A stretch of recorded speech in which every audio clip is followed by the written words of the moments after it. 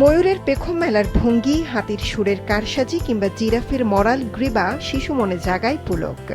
বাঘের রাজকীয় চলার ছন্দ, সিংহের হুঙ্কার আর মায়া হরিণীর শিঙে শিঙে জমে ওঠে তাদের ঈদ আনন্দ। গন্ডার দেখছি, বাদর দেখছি, পাখি দেখছি, ময়ূর দেখছি। আগে তো বইয়ের পাতায় দেখতাম, টিভিতে দেখতাম, আজকে সামনাসামনি দেখবো ভাবতে পারি নাই। হাতি দেখে অনেক ভালো লাগছে, সুর দিয়ে খায়। ছুটিতে ঘুরতে যেতে বরাবরই শিশুদের পছন্দের শীর্ষে চিড়িয়াখানা। বড়রাও নিতে চান একটু স্বস্তির নিঃশ্বাস, আর প্রাণ প্রকৃতি দুটোই মেলে চিড়িয়াখানায়।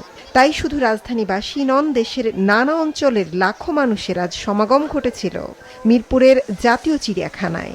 ভালো লাগতেছে। আমরা গাজীপুর থেকে আসছি 3 ফ্যামিলি মিলে। আমার বাসা নাটোর বড়াইগ্রাম থানা, ঢাকাতে আসছি। এখানে চিড়িয়াখানা ছেলেকে সকালবেলায় দেখাতে নিয়ে আসছি। শিশুদের প্রিয় জায়গা, সবকিছুই রয়েছে চিড়িয়াখানায়, অন্য জায়গাতে এত কিছু থাকে না। তবে অতিরিক্ত এই ভিড় বিড়ম্বিত করেছে অনেকের ঘোরার আনন্দকে। মেগা সিটি ঢাকার বিনোদন কেন্দ্রের স্বল্পতাকে এর জন্য দায়ী করে বিনোদন কেন্দ্র বাড়ানোর আহ্বান তাদের।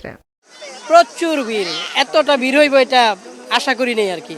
এখন শিশু পার্ক বন্ধ হয়ে গেছে, আগে এক সময় ছিল, এখন আর শিশু পার্ক নাই। চিড়িয়াখানাতে অনেক বেশি জ্যাম হয়ে গেছে, এটা মানুষের জন্য খুব কষ্ট হচ্ছে, আসার সময় ঢুকতে পারিনি। অবশ্যই বিনোদনের জায়গায় বাড়ানো উচিত।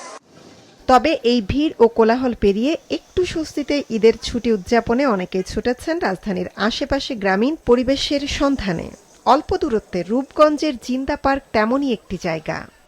আমাদের ঢাকা শহরে এই জিনিসটারই অভাব বেশি, তো প্রাকৃতিক পরিবেশটা দেখানোর জন্যই ফ্যামিলি নিয়ে এখানে আসছি। ঢাকায় তো সবসময় থাকা হয় শহরের মধ্যে, যানজট, তারপরে আপনার ওখানকার যে বিনোদন কেন্দ্রগুলো তো ন্যাচারাল আর্টিফিশিয়াল কেন্দ্র আর কি, যে কারণে পরিবার নিয়ে আসা।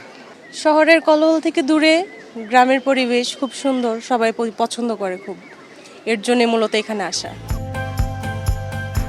ঘন সবুজ, অপরূপ স্থাপত্যশৈলীর বেশ কিছু স্থাপনা এবং স্নিগ্ধ জলাশয়, সব মিলিয়ে ঈদের ছুটিকে পূর্ণতা দিতে জিন্দা পার্ক হতে পারে অনেকেরই পছন্দের স্থান।